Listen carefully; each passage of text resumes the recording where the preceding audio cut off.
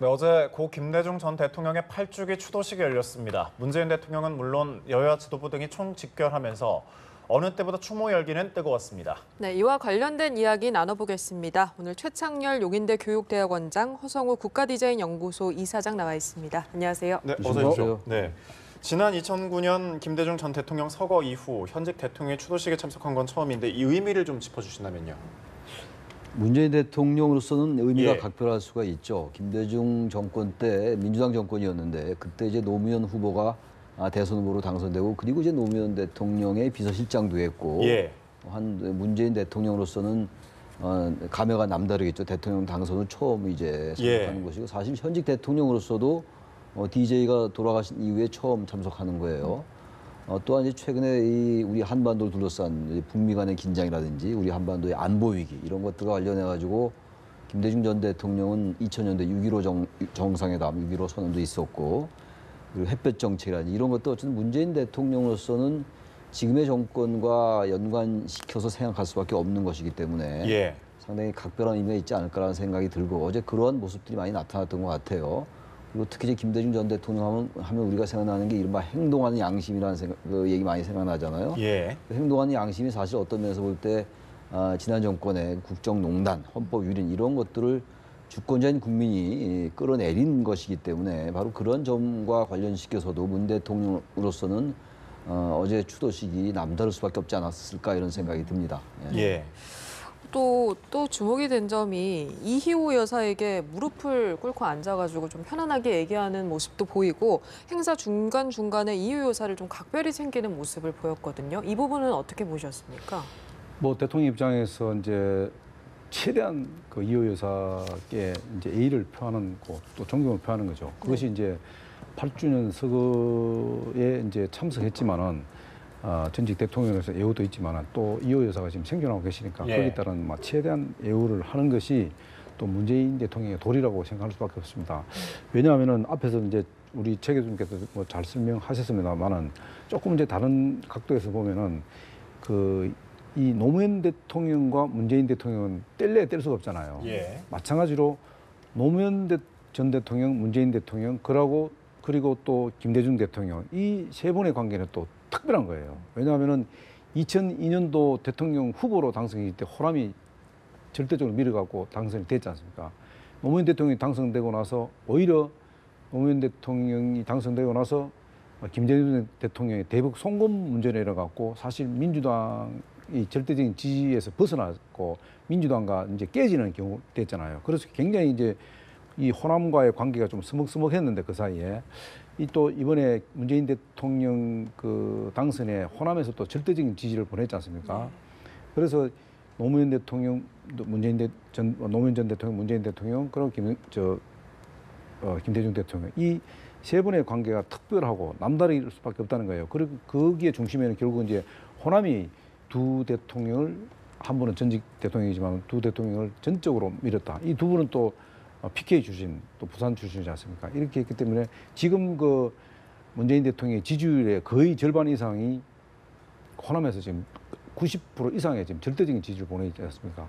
이번 또 정권 탄생에 또 호남이 절대적으로 지지를 보내줬고 이런 여러 가지 그 관계를 볼 적에는 문재인 대통령은 어쨌든 호남의 절대적인 은혜를 입을 수밖에 없다는 겁니다. 거기 중심에 이제 김대중 전 대통령이 계시기 때문에 그래서 이제 서거 8주년 현직 대통령이 처음 참석하는 이런 모습, 또 이호 여사께 어떤 각별한 애정과 또 이 존경심을 표하고 무릎까지 꿇어서 현직 대통령이 무릎을 꿇어서 사실 전직 대통령 영부인께 예의를 표한다는 건 쉬운 일은 아님에도 불구하고 그렇게 자연스럽게 했다는 것은 최대한 예우를 갖추면서 호남의 절대적 지지에 대한 어떤 보답 아니겠냐 저는 그렇게 생각합니다. 노무현 대통령 연결식 때 그때 김대중 대통령이 오열했던 모습이 아직 기억에 생생합니다.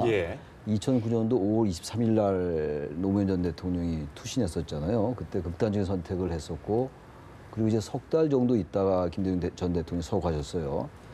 어떤 그 서거 시기 어쨌든 그 시기도 거의 비슷하고 그리고 김대중 전 대통령으로서는 노무현 전 대통령의 죽음이 얼마나 충격적이었겠어요. 아마 그런 것들도 문재인 전 대통령에게는 상당히 여러 가지가 감회가 착잡했을 것 예. 같아요. 여러 가지 과거 생각. 그래서 아마 그런 모습들이 다 같이 남달리 느껴진다라고 생각이 듭니다. 예. 문재인 그리고 또- 대통령 예.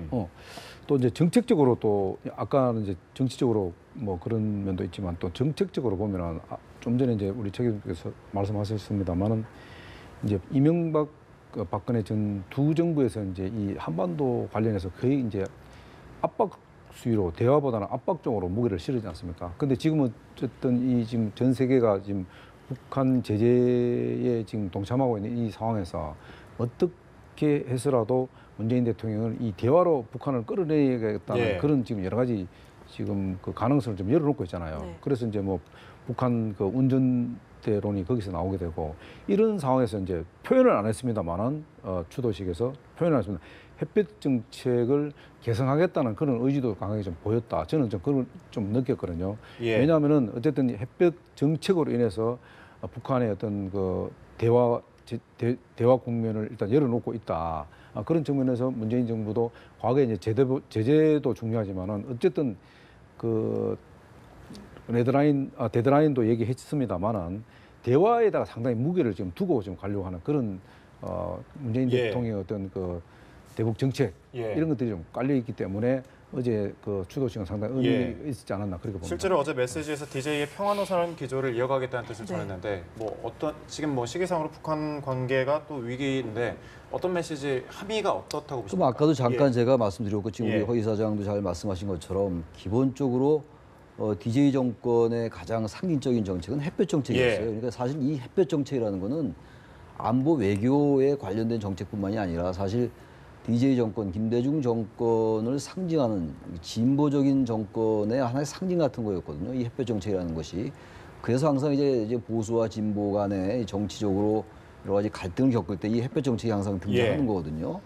어쨌든 햇볕 정책을 김대중 노무현 정권 때 계속 해왔던 것이고 이명박 정권 그리고 그 이후에 이제 박근혜 정권 때는 거의 햇볕 정책은 완전히 이제 뭐 말살되다시피 한 거죠. 거의 뭐 채택을 안 한 거였죠. 결과적으로 어떤 지난 그 두 보수 정권 때 남북 긴장이 계속 고조돼 왔던 것은 사실이었고 물론 이제 여기에 대해서 지금 보수 야당들은 뭐 전혀 다른 관점을 가지고 있죠. 햇볕 정책으로 인해서 오히려 북한의 그런 핵과 미사일 뭐 도발에 도움이 됐다 뭐 이런 시각도 있는 거예요 지금. 예. 이 부분이야 뭐 논쟁적인 부분이니까 여기서 지금 그 얘기할 계제는 아닌 것 같고 아마 그러한 것들이 지금 문재인 대통령과 지금 현재 정권이 이어받을 수밖에 없는 거 아니겠어요? 햇볕 정책을 단지 이제 햇볕 정책도 시대가 바뀌었고 그때의 안보 상황과 지금의 안보 상황은 많이 또 바뀌고 다르잖아요. 네. 그 햇볕 정책을 어떻게 다 잘 보완 개선할 것인가의 문제는 있다 하더라도 기본 노선은 어쨌든 북한을 대화의 장으로 끌어내겠다라는 것. 예. 이런 정에서 볼 때 김대중 노무현 그리고 지금 문재인 정권의 그 안보 정책은 궤를 같이 한다라고 볼 수밖에 없고 바로 그런 점들이 어제 추도식과 같이 오버랩되는 것이 아닌가 이렇게 예. 생각됩니다. 예. 네. 이번 8주기 추도식에 5당 대표 그리고 각종 정치인들이 많이 참석을 했는데요. 민주당과 국민의당이 한 말들을 보면 우리가 DJ 정신을 계승하는 정당이다. 이렇게 서로 좀 이렇게 주장하는 듯한 경쟁하는 듯한 모습을 보였거든요. 이 그렇죠. 내년 지방선거도 앞두고 있고 아무래도 호남 민심을 얻어야겠다 이런 마음이 좀 있는 것 같죠. 이제 호남 민심을 얻을 수 있는 기회가 그렇게 많지 않거든요. 그리고 또 어쨌든 문재인 정부에서는 지금 호남 인사들을 지금 대거 발탁을 했지 않습니까? 네. 그리고 문재인 대통령이 탕평 인사를 한다고 해서 이제 그런 차원에서 어쨌든 호남 인사들을 대거 발탁했기 때문에 호남에 대해서 상당히 이제 배려를 많이 했다. 그런데 지금 거기에 국민의당이 참 설 자리가 애매한 거예요. 왜냐하면 지금 절대적인 지지를 보는 게 있잖아요.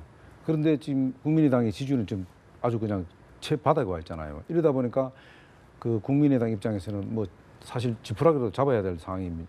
그러다 보니까 8주 기념사에 와서 대거 참석해서 뭔가를 우리가 이 호남에 대해서 우리도 굉장히 관심을 많이 갖고 있고 우리도 앞으로 호남을 위해서 열심히 일하겠다는 그런 어떤 그 표현 이런 것들이 결국은 그 8주기 기념사에 대거 참여하는 수밖에 없는 거예요. 그게 이제 행동을 보여주는 거니까. 그리고 지금 또 국민의당 같은 경우 지금 전대를 하고 있고 네.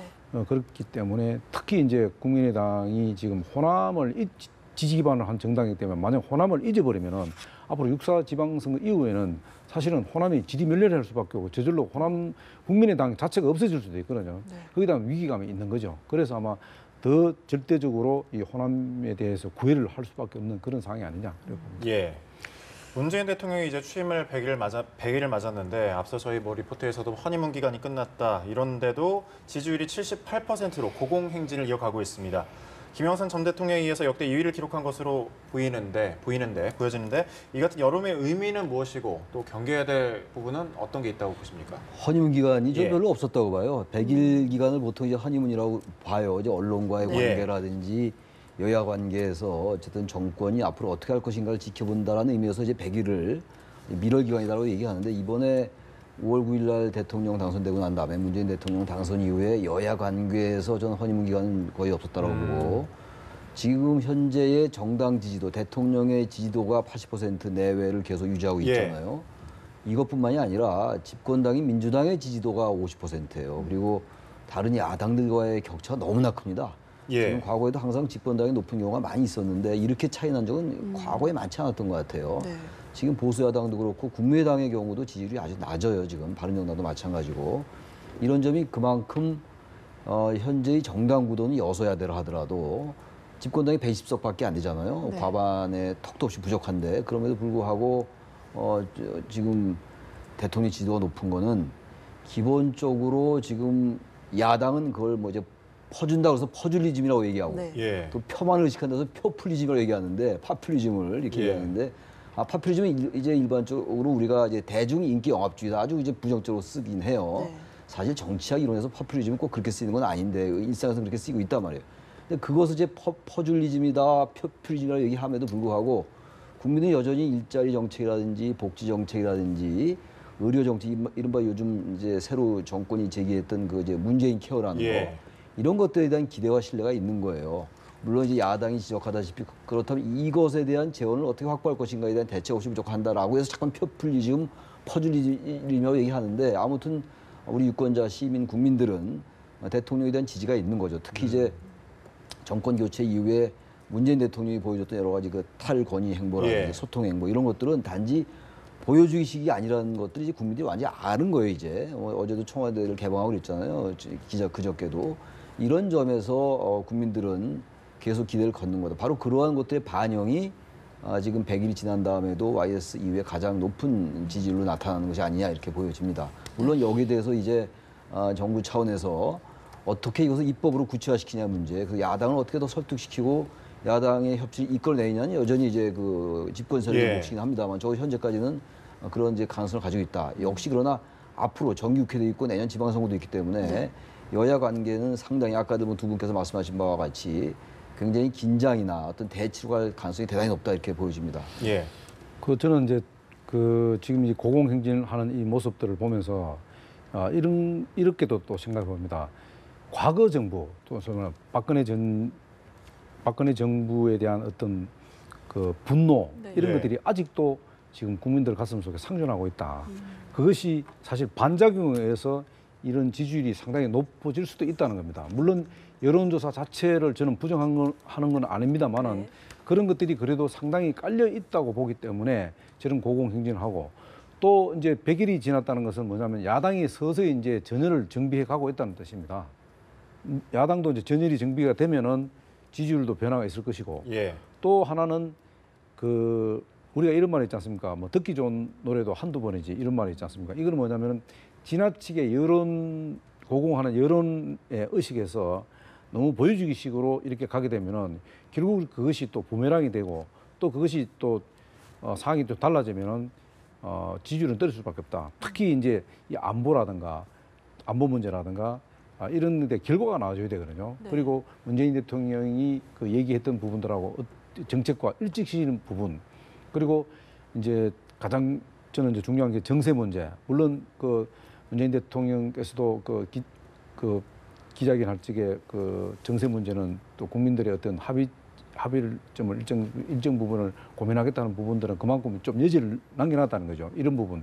그리고 앞으로 이제 그 여야 관계 정말로 이제 협치를 제대로 이제 할 것인가 하는 부분. 그래서 대통령 취임 그 5일 만에 각 5당 원내대표들을 모아서 식사를 했지 않습니까? 예. 그러니까 당정청 협의회를 구성하겠다 했는데 아직도 구성이 안 됐거든요. 그런 부분들 앞으로 이것들이 어떻게 될 것인지 이제 9월이면 이제 바로 이제 정규가 이런데 이 청와대가 어떤 스탠스를 취할 것이며 또 지금 그 100대 과제의 전체 75%가 이 입법부의 도움을 절대로 받아야 되는데 네. 이것을 어떻게 이제 협치를 할 것인지 이런 것들도 앞으로 이제 과제 중에 하나예요. 그리고 국민들이 이제 지켜볼 것이다. 이런 부분들이 종합적으로 이제 100일이 지났기 때문에 이것이 맞물려 있기 때문에 이런 것들이 얼마만큼 그 문재인 정부가 진정성을 갖고 정말로 그 어떤 국정을 이끌어 가시는지 이런 부분들이 굉장히 앞으로 이제 지지율하고 이제 직결될 가능성이 높다 이렇게 봅니다. 한 말씀만 드리고 싶은 게 아주 좋은 지적인데 지금 정권이 직면한 가장 큰 문제가 지금 이 시민적 지지가 압도적으로 높은데 80%는 굉장히 높은 거예요. 예. YS가 83%였는데 그 당시 그때 이제 하나회 척결하고 아주 뭐 정말 전광석화 같은 이런 게 있었기 때문에 83%였단 말이에요. 금융실명제 이런 것들. 근데 아직 그런 행동이 정책이 구체화되지 않아도 이렇게 높은 건 굉장히 높은 거예요, 사실상. 근데 문제는 지금 계속 얘기입니다만 여서야대 상황이란 말이죠. 지금 저 화면에 국정 지지도 나오잖아요. 예. 지금 굉장히 높은 거란 말이에요. 그렇다면은 이 지지를 국민적 지지를 어떻게 의회 과정 속에 의회의 정치 과정 속에 투영시켜 나가냐가 절대적인 과제예요. 이 시민적 지지가 아무리 높다 하더라도 결국은 지금 이번에 국정과제 100대 과제도 필요한 입법이 거의 예. 500개 가까운 거 아니에요. 증세도 필요하죠. 178조가 든다고 정부가 스스로 얘기한 거니까. 예. 그렇다면 이런 시민적 에너지를 어떻게 잘 조직화시켜가지고 공론화시킴으로써 야당을 압박해서 국회에서 협조를 이끌어내냐가 지금 문재인 정부가 그리고 정권이 어떤 그 직면한 가장 큰 난제입니다. 이런 것들이야말로 이제 향후 개혁 과제를 추진하는 데 있어서 추진력이 될 것이냐 아니면 그렇지 않고 지지가 빠지면서 야당의 반발에 부딪힐 것이냐의 문제는 전적으로 문재인 정부가 여전히 마지막까지 어떤 야당을 설득하고 여론의 귀를 기울이는 이러한 모습을 보여줘야 된다 이런 말씀을 드리고 싶습니다. 그리고 저도 이제- 한 가지 좀 말씀드리고 싶은요. 네. 이게 이제 그 문재인 정부가 100일 예. 동안 그 늘 하는 얘기 있지 않습니까? 우리가 인수위 없이 급하게 좀 봤다. 예. 거기에 대해서 국민들이 동의를 다 했습니다. 그것도 저도 개인적으로 그 동의했고. 근데 이제 100일이 지났습니다. 100일이 지나기 때문에 그야말로 이제는 그 인사 문제에서도 그 부분은 상당히 그 국민들이 이제 양해를 구했죠. 양해를 했죠.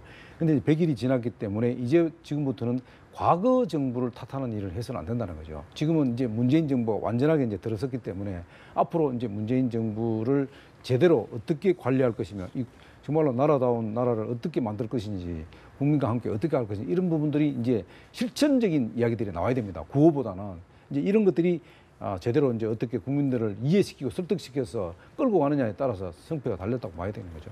네, 이제 좀 보수 야당 얘기도 좀 해보겠습니다. 보수 야당 같은 경우는 지지율이 굉장히 좀 부진한 상황이잖아요.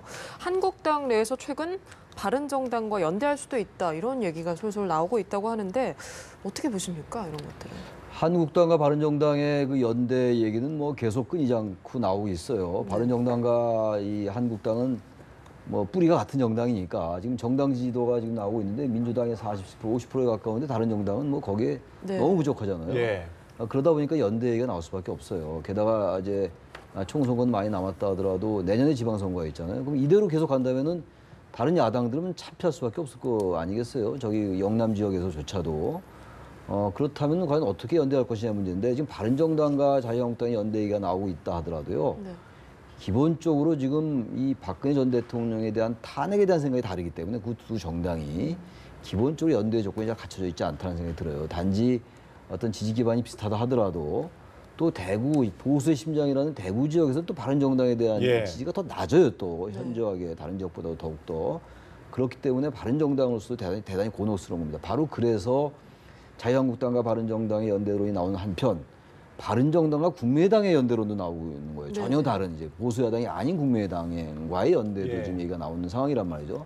그러니까 어쨌든 간에 중요한 거는 박근혜 전 대통령에 대한 탄핵에 대한 생각을 정리할 필요가 있고 자유한국당 예. 내부가 예. 그래야 바른정당과의 연대가 열릴 수가 있겠죠. 연대의 길이.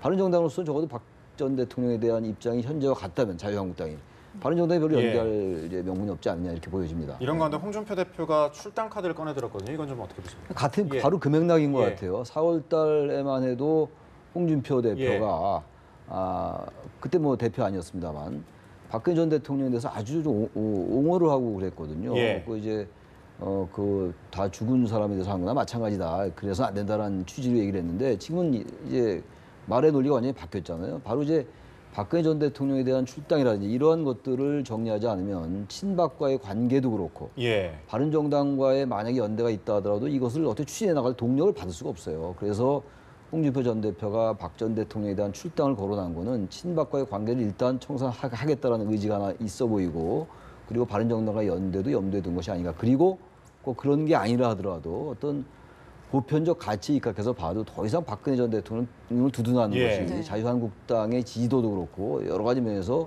맞지 않는다는 판단을 한 게 아닌가 이렇게 보여집니다. 네, 이제 8.27 전당대회 앞두고 있는 국민의당 이야기 해보겠습니다. 지금 계속해서 TV 토론회가 열리고 있는데 계속 타깃이 안철수 후보를 중심으로 토론회가 이어지고 있거든요. 어떻게 보셨나요?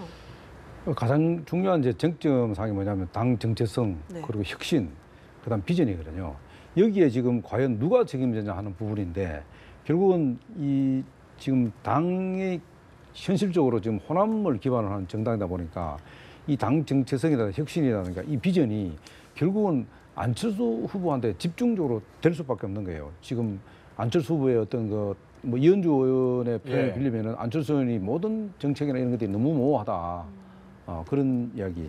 그다음에 혁신을 과연 할 수 있겠느냐 하는 부분. 뭐 이런 것들이고. 그다음에 과연 안철수 후보로가 당이 당선됐을 때 과연 비전이 있겠느냐. 이거는 뭐냐면은 결국은 그 과거에 대선 패배라든가 제보 조작 사건 여기에 그래서 안철수 전 대표가 자유롭지 못하는 거죠. 그러다 보니까 이번에도 마찬가지입니다. 안철수 의원이 이제 내세운 게 뭐냐면은 시도당 중심의 플랫폼 정당이라는 걸 표방했거든요. 굉장히 어려운 이야기예요. 이게 뭐 플랫폼 정당이다. 이게 일반 국민들이 어떻게 알겠어요?